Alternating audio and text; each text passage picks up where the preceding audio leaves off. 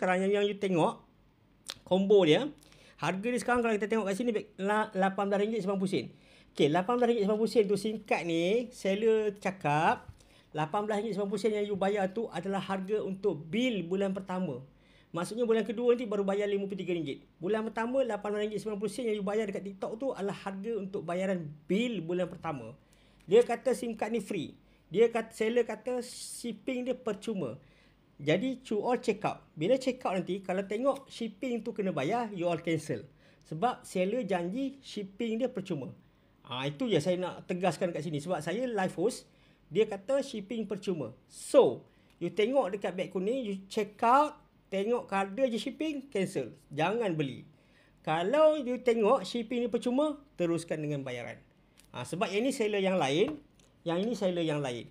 Yang ini sangat murah bang. Kalau abang Grab lah, saya bukan apa. Ramai dah kata komen tadi, yang ni adalah harga dia memang tak masuk akal.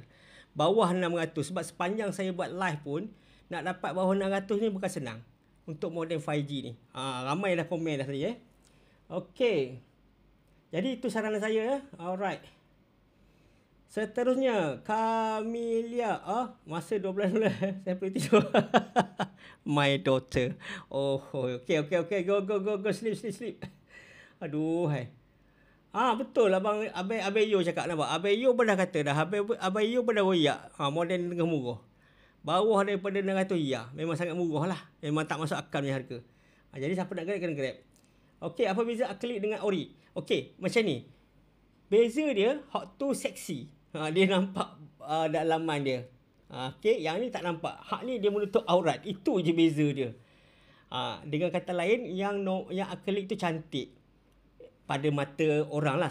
Pada saya okey je sebab saya nak performance. Performance sama. Yang itu PCP, yang ini PCP 502. Sama. Beza akrilik dengan original. Tak ada beza pada performance. Beza pada pakaian dia sahaja. Itu sahaja. Nampak tak? Clear? Itu sahaja perbezaan dia. Jadi kalau abang nampak yang tu seksi lebih menarik, yang tu Grab. Tapi harga dia keras sikit lah. Yang ni, pada saya ini pun dah okey. Cuma tak seksi lah. Okey, jelas This is my daughter. My daughter. Okay. Alright. Selamat Hari Raya. Ini my friend. Selamat Hari Raya. Selamat Hari Raya juga. Abang Istiqarah. Alhamdulillah. Modem teknik bagi diskaun lagi ke? Tak. Design. Modem tak nak bagi diskaun. Okay, modem ada diskaun bang. Abang nak modem 5G ke 4G? Sebab modem 5G yang sekarang ni, yang